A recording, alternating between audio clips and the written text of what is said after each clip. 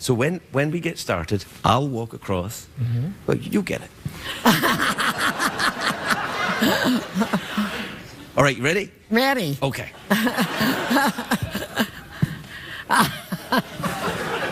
Don't laugh too much. They'll think it's fake. All right.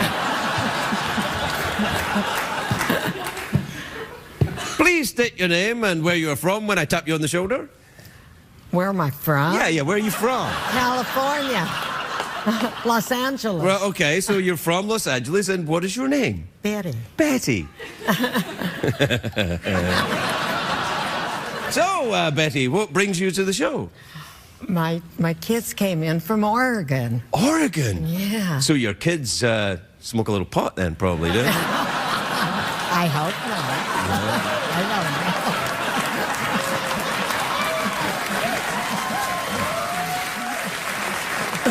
So, Betty, have you ever seen this show before? Yes, I have. Really? Many times, really. Really. I stay up late. You stay up late? Yes. Why? Do you have trouble sleeping? Do you have a guilty conscience, perhaps? Maybe a little bit? No. All right, Betty. Okay, we have a game that we like to play here. What is it called, Jeff? It's called Guess My Weight.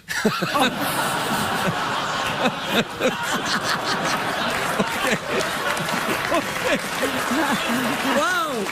I'm sorry for laughing, Betty. It was just that was really fast. I didn't tell him I was going to do anything. Right. That skeleton man, boom, he's right there every time.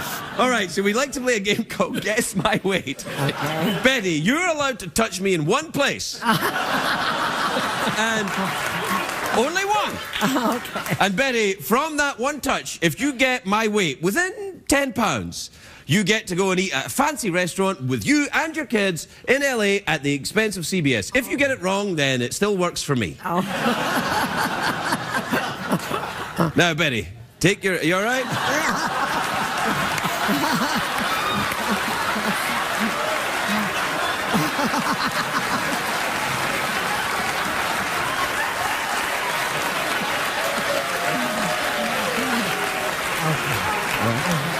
You okay? Is that too much? No, it's all right. All right, Betty. Let's just keep it around, shall we? All right. Okay, Betty, you get to touch me in one place. You guess my weight within 10 pounds, and we'll send you to a fancy restaurant. Okay, Betty, use your touch wisely. Oh. Only one place. All right, Betty, I don't know if the folks at home could see, but you touched me in two places. You used one touch there, but you had another touch around the bag, didn't you? We'll let that slide. Betty, would you like to guess my weight? About 195. About 195. It's within 10 pounds, I'd say about 205. So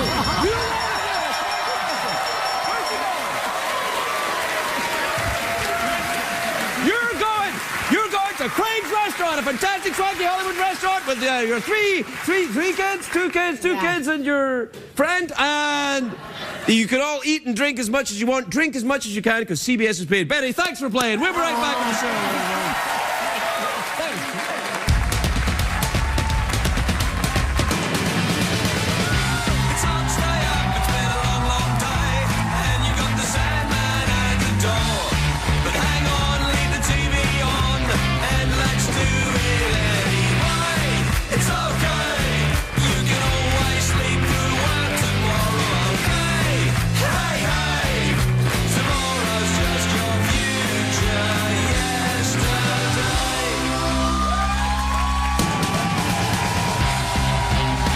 Late Late Show with Craig Ferguson, sponsored by PetSmart.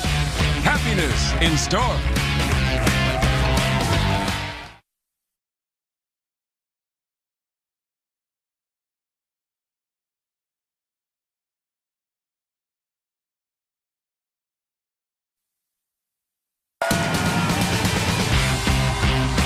Ladies and gentlemen, Craig Ferguson.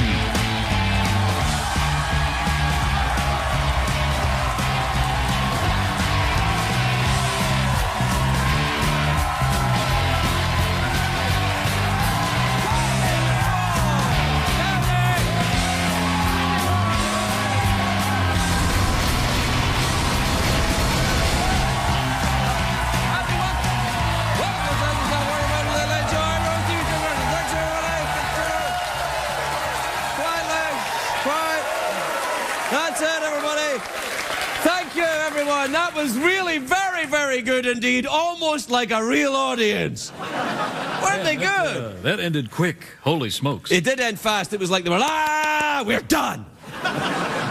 Dance for us, fatty. Now you've got to prove your worth to them, Craig. Really? I thought it was done when the warm-up comedian yells, because he yells before I come out. He yells at them. He's like, hey! And then he says to them, me, an organic ball of orgasmic enthusiasm. That's what you have to be like. I'm like, will you please knock it off with the organic balls? Right, Jeff? Hit me with 10 of them. Hit me with 10 organic balls. 10 orgasmic, organic... I've had some wild nights, man. I bet you have. Hey, it's a great day for America, everybody.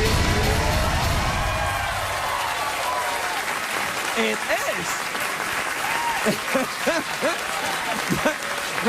Thanks, everybody. What I like is this. When I look at the audience, and some are clapping and some are not clapping, and when I look at them, they start clapping. I caught you over there, lady over there with the stripy shirt. I saw it. She was like, mm-hmm. Then I saw her, she was like, no. Don't hurt me! Did you get her? Yeah, good, yeah. I got my eye on you, darling. Oh, not clapping again, eh? All right. Anyway, great day for America. Not such a great day for a family in Florida who are recovering after eating a steak laced with LSD. I know, that's kind of the noise they made about halfway through. About halfway through dinner, they were like, They realised there was a problem when someone asked for a side of mashed potatoes, and that someone was the steak. I don't think that works, though, because acid, LSD, if you get it warm, it doesn't work. You have to keep it in the fridge. I've said too much. Yeah. Hey, I'm just talking about what I know, man. Do you know that Liam Neeson said today that he turned down the role of James Bond several years ago? And I say, good for you, Liam Neeson. It's smart not to get trapped making the same movie over and over again.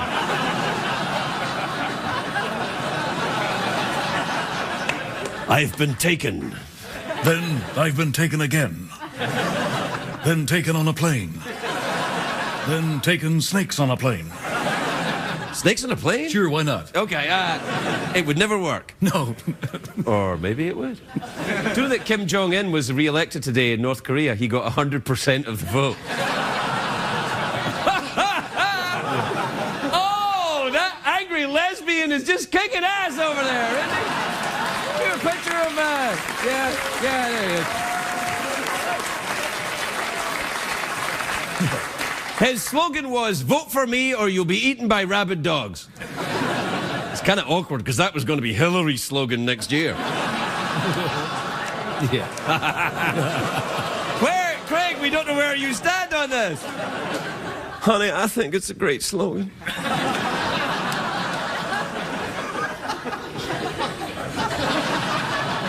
It's a big night tonight if you like romance, and who doesn't? Al-Qaeda, that's who. Come on, Craig, that's not fair. We like movies with plenty of romance. Sure we do. Sure, snakes on a plane. That's one of them, yeah. That's a good one. Anyway, it was the finale of The Bachelor. It was a doozy. It was a fight for love between two very different women. There was the blonde-haired woman with the big boobies, and then there was the blonde-haired woman with the big boobies. So congratulations, blonde-haired women with big boobies. Jeff, why don't you tell her what she's won? She's won a 32-year-old douche who flashes the peace sign for no reason. He's demeaned gays, the intelligence of women, and worst of all, he likes soccer. Ay, Chihuahua. Congratulations, ladies.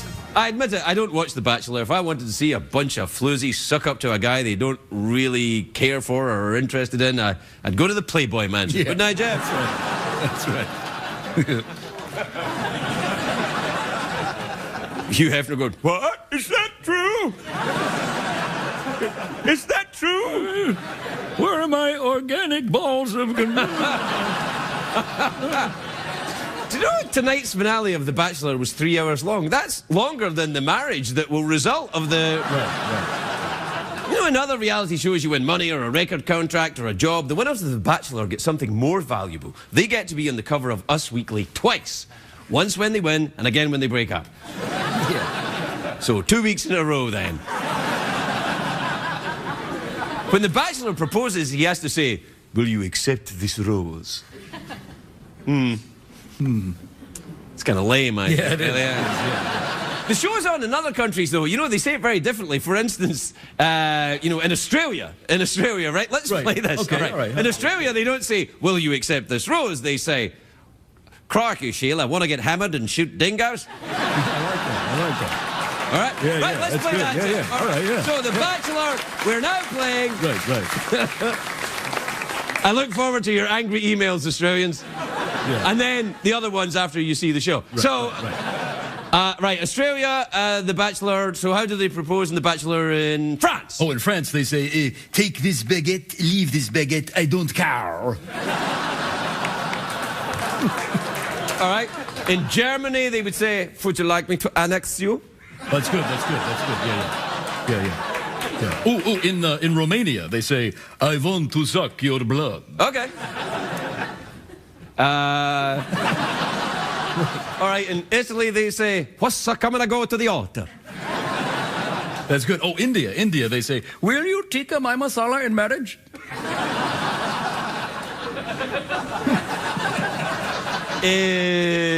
Give me a country. Yeah, Russia. All right. Yeah. In Russia, they say, "You will take Rose or I send you to Gulag." That's good. All right, give me one. Canada. Okay. We both love hockey, eh? Can I give you a puck? That's the winner. That's the winner right there. Sure. Yep, that's the one. Yeah. There you go.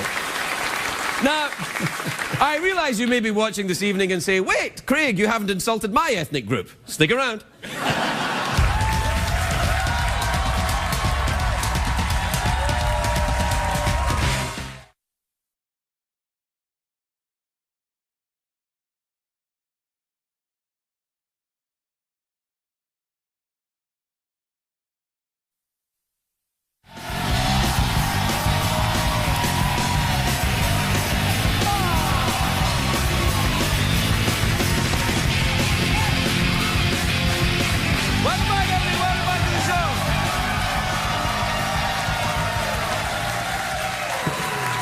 Welcome back, everyone.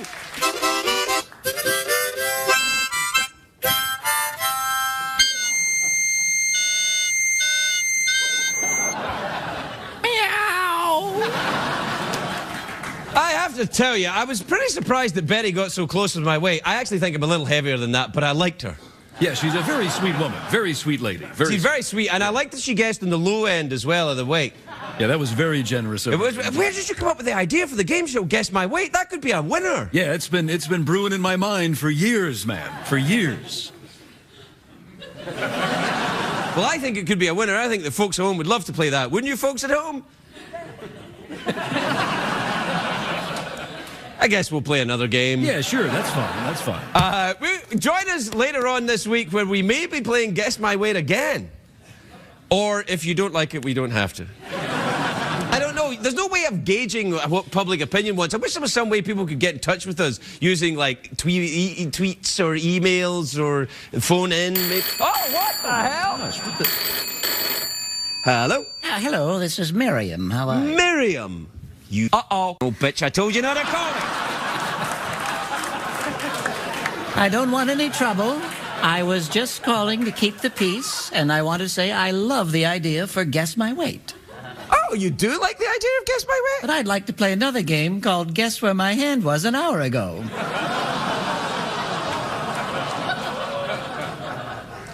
I don't think any of us care to play that game with you, Miriam. If that is your real name. It was in Daddy's cookie jar, if you know what I mean. what the hell was that?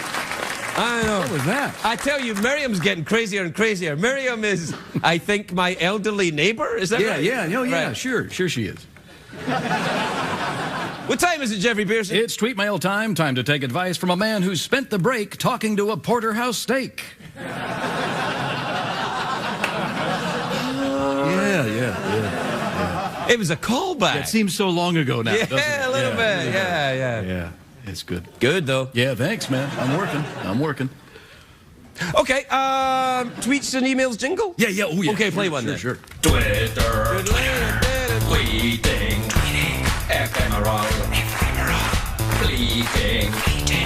Flugenweb, base code, grid zone, ask mode, checks the tweets, checks the tweets, checks the tweets, checks the tweets, checks the tweets, Und also email. And the email.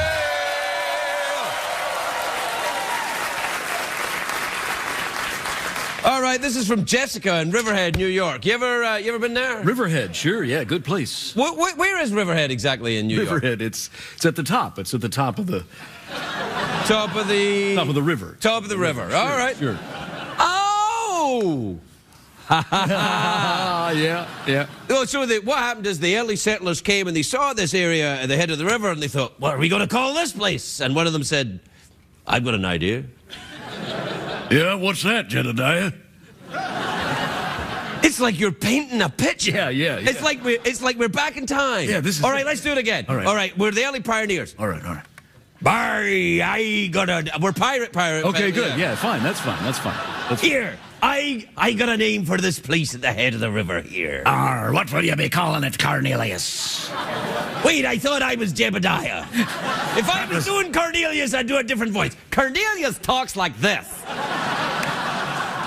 Well, hey, Cornelius, can you come over here and plunder my booty? Oh! No, I'm just, it's a treasure. It's a treasure. No. You always go to that place. Well, yeah, all right. Jessica in Riverhead, New York says, Craig, what kind of a guy breaks up with his girlfriend over dessert at a public restaurant? A jerk, probably. I think she's pretty angry, Jessica. Yeah, she seems worked up. Yeah, worked up enough to write into this program, apparently.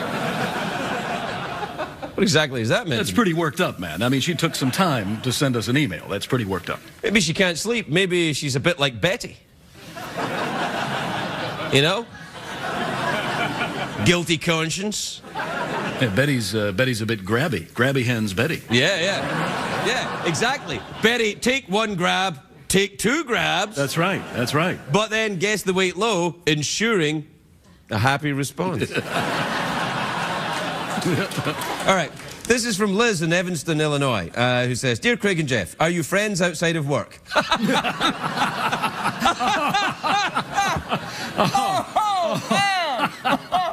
Oh, man.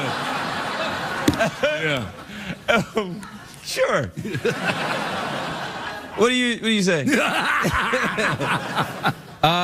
This is from Diana in Los Altos Hills, California. You ever been there? Sure, I got a couple properties up there. Really? Yeah. What do you do up there? Ranch type? Yeah, I got a ranch. Sure, I got a couple horses, couple sheep, things like that. Sure. What do you mean things like that? You get horses and sheep and think, what, like some kind of sheep horse? Yeah, amalgam? we're doing biological experimentation up there. I knew that's what you were doing. Yeah. All right, Diana says, Craig, who's winning the late night wars? Oh, gosh, your favorite.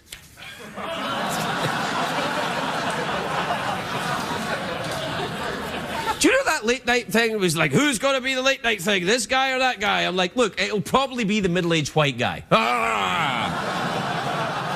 Craig, they're all exactly. Except for Arsenio, of course, who gets angry if he gets left out, and Chelsea. If I left anyone out? I think is Carson Daly still on the air? Sure. Okay, great. Who else? It doesn't matter, man, because we're like, you know, we're not like any other late night talk show. Not like any other late night show. Oh, that's right. Hey. Yeah.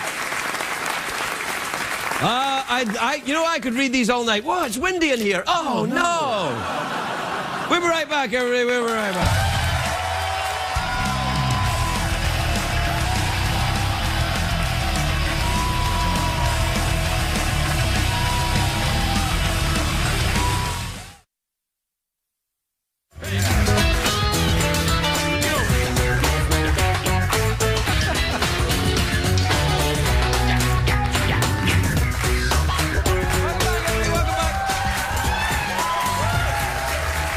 My first guest tonight, a very talented actress. Her show, Doll and M, premieres March the 19th on HBO. Take a look at this.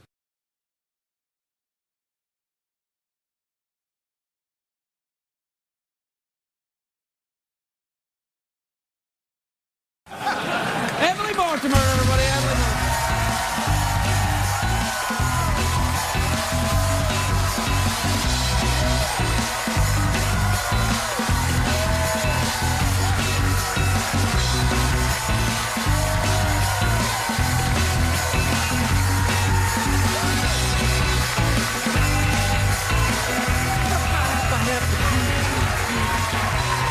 Hello, Emily.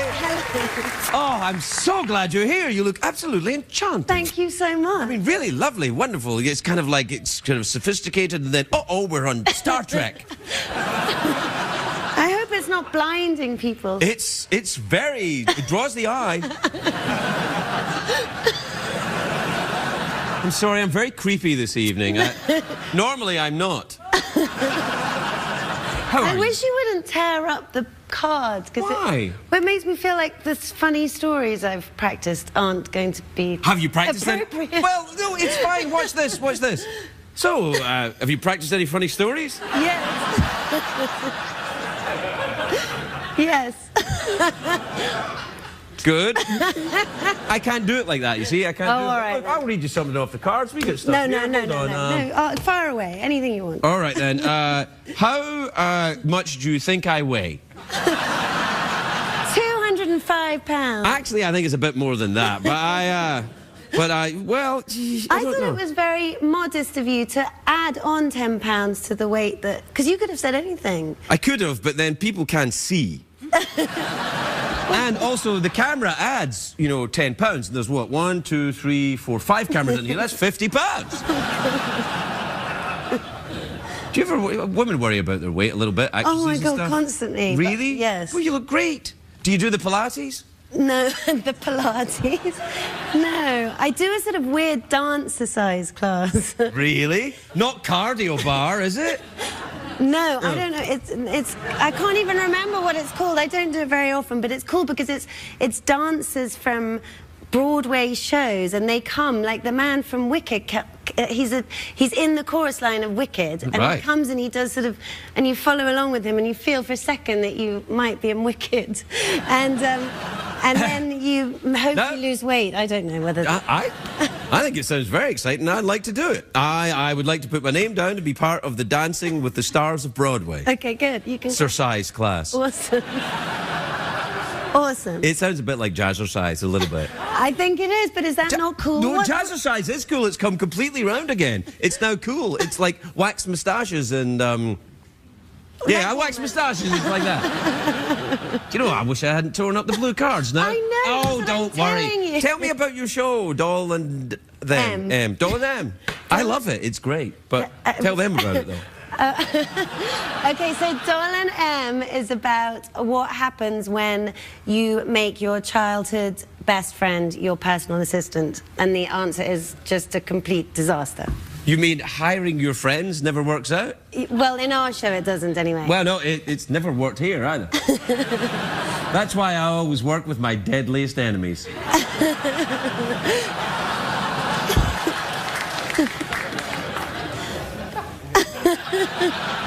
Is the actress in the show is your best friend? Yes, Dolly Wells is my best childhood friend. I've known her since I was 4 years old, and Where did very you two grow together. up? We grew up in London, England. Yes, I thought I detected a trace of that. Which part of London, England? West London. Yes. Hammersmith and Kensington. Oh, Kensington's very nice, isn't it? Yes. If I had a butler, I'd like him to be called Kensington. Did you have a butler? No. Are you sure you're English, then? No, and neither did I have a personal assistant, but we imagined what it would be like. We just, it's a funny sort of grey area, the thing of assistants, because they're there in your life so much, but then there's a moment where they have to sort of clock off, and it's sort of nobody quite knows when. Say that again?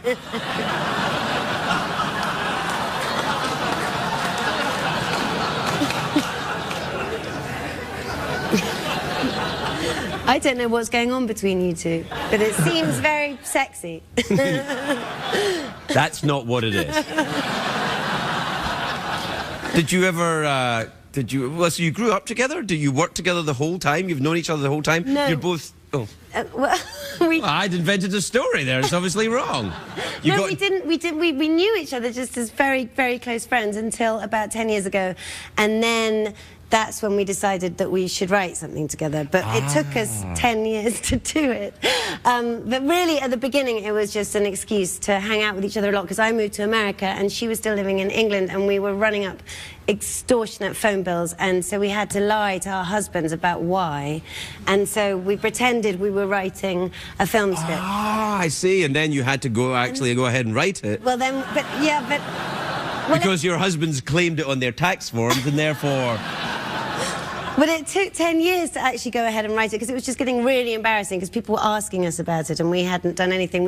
And we'd also flown to various locations all over the world to be together to write this thing, and ended up just gossiping in coffee shops and not doing anything. And then suddenly it was just bizarre, because we'd had 2 children each. We'd had 4 children between us in the time it had taken to write this thing, and there was no script. It was like the script that Jack Nicholson is writing in The Shining.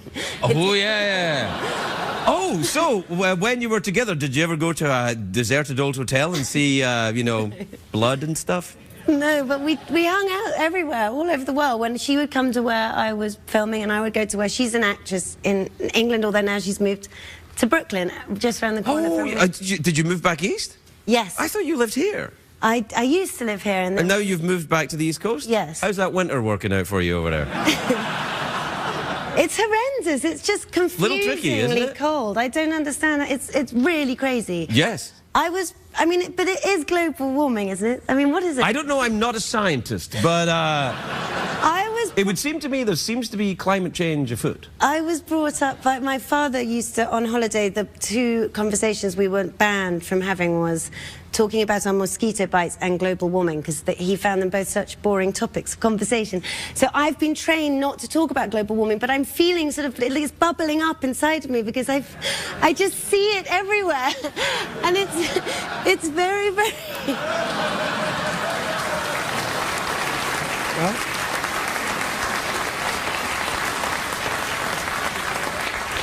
Well, you can talk about global warming here. This is a safe place to talk about it.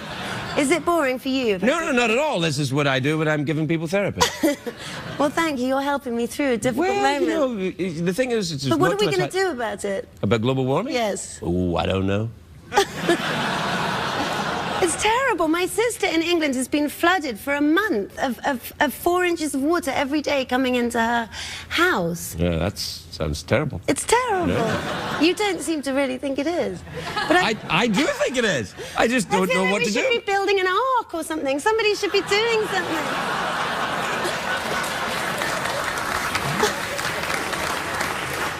Amen. Let's do it. Let's build an ark. Amen. Yes! Yes! We'll be right back after these messages, everybody.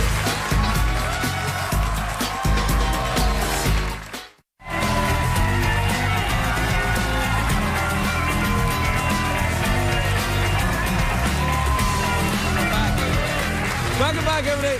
I'm here with Emily Mortimer. We had a great idea, you know. We got some hammers. We're going to build an ark. Eddie the props man brought out a couple of hammers. I didn't want him to feel bad, so, you know, I mentioned it. Unless you want to actually start building an ark with a hammer now, or hit me really hard with it. No, neither I would be very good at. Well, I'm relieved to hear it, young lady. So, we're out of time. We are? Oh, that's a relief. We finished. Hey!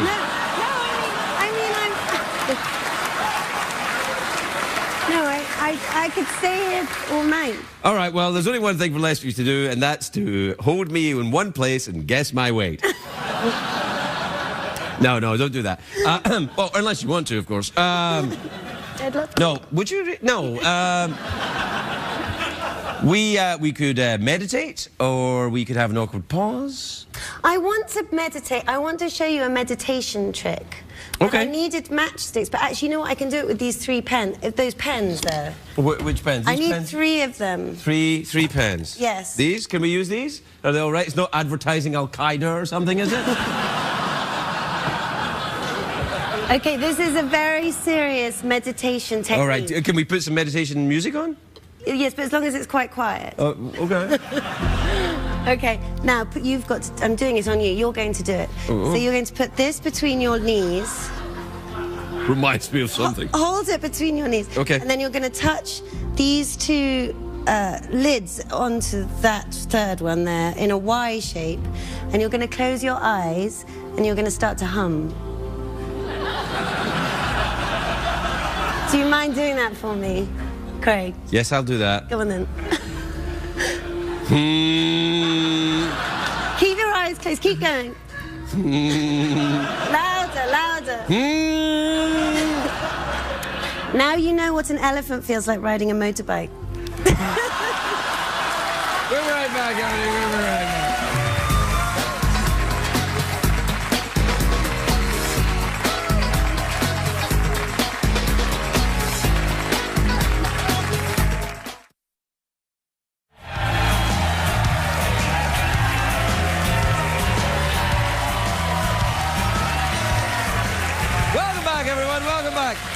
My next guest is a gosh darn hilarious comedian. You can see him at the Comedy Magic Club in Hermosa Beach, March 21st and the 22nd.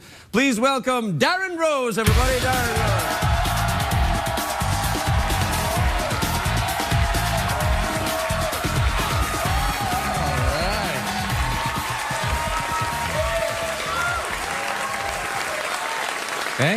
Thank you. That was unnaturally kind of you. Thank you. That's great. Dreams are important, guys. That's what I want to talk to you about. When I was little, my dad used to tell my brother and I, he's like, you guys can be anything you want when you grow up. You guys can be anything you want. And my brother always wanted to be a hockey player, but I always wanted to be something cooler, like a panther. Or Batman. Oh, that was my real dream. I trained for years to be Batman. I took karate and gymnastics, and I remember my dad took me to gymnastics class the first time, and we walked into the gym, and it was all girls. It was 100% girls and me, and I was like, oh no, I'm gay. Now, I didn't even know what gay meant, right? Because I was just a little kid. It was just a word to me, but I knew from all my friends that if you play with all girls all the time, that was totally gay. And I knew that Batman didn't play with any girls at all. Batman only played with Robin, and that is totally not gay. Knowledge. But my dad raised me and my brother. It was 3 guys in my house growing up because my parents got divorced when I was 6 months old. That was my fault, not a big deal, but... Well, that's a weird environment to grow up in because there's all kinds of rules, like no crying, for instance. And I've just never seen my father cry, never seen my big brother cry. So like the first time I made a girlfriend of mine cry, I had no idea how to make her stop. I didn't know what to do. I didn't know what to say. I just said what my dad would say to me. I was like, you better cut that out before I give you something to cry about. And that's not... It's not going to help the situation, but... and me and my brother, we would spend our entire childhood fighting. We fight all the time. And like, my brother was older than me, so he was always bigger and stronger, so I would always lose. But he was like, he would fight inventively. Like, he would have my head in a closet door and just slam it. Or, you know, we'd be in the basement and he'd hit me with a fire poker. You know, kid stuff. And my dad never cared, because my dad only had 2 rules for when we were fighting. No punching in the back, don't block the TV. That's it. Those are all of my rules my whole life. I was like, hey, Dad, think I get a couple more rules so I survive childhood, maybe? Nope.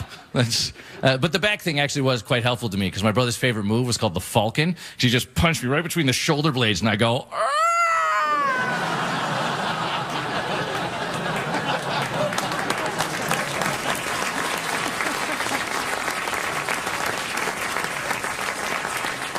Thank you. It really hurt a lot. It's... even now we fight, actually, as adults. I fight my brother every year at my niece's birthday party. She's 8, and I don't care. I show up every year, and we ruin that child's party. We take it down, because my brother makes a mistake. My brother rents an inflatable castle. And you understand, as a guy, when you see an inflatable castle, your first and only thought is, I want to fight a guy in that inflatable castle. It's the best. And so me and my brother throwing down last summer, and there's a point in the fight where he had to take a knee because he had like a shortness of breath. He's just like, oh God, just give me a second. Your stamina is wearing me out. And I was like, not the first time I've heard that. Then I was like, wait, am I flirting with my brother? That's unsavory. But But he's down there and he's breathing hard, and I think for the first time in my life, I'm like, oh my God, I could win, right? I've never beaten him. He's been destroying me my entire life. And I'm thinking, now it is time for revenge because he's got a heart condition. So I wasn't going to let this chance slide, but he's too proud to give up, right? I'm his little brother. He's like, I would rather say mercy. I would rather die than say mercy to you. And I was like, I'm going to make you make that choice. Let's go. And I learned something during that fight, guys. And I will tell you this. There is no greater feeling in the world than beating the living crap out of your older brother. It is beautiful and heartwarming. I don't know why there's not more songs about it, but... And I was just feeding him, too, just right in the face. Even when he was on the ground, I was so full of joy, I couldn't hold myself back. I was just throwing it to him. And he has no idea how this has happened, because I've never beat him before in my entire life. And he's just, like, fighting me off confused. He's like, who are you? And I was like, I'm Batman. It's amazing. Thanks so much, guys. Sometimes dreams come true. Thanks.